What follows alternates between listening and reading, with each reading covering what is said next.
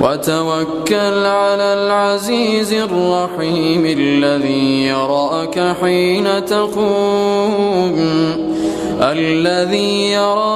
حين تقوم وتقلبك في الساجدين إنه هو السميع العليم. هل أنبئكم على من تنزل الشياطين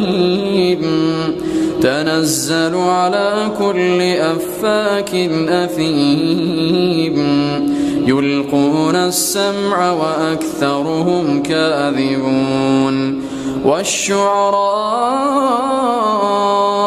يتبعهم الغاوون ألم تر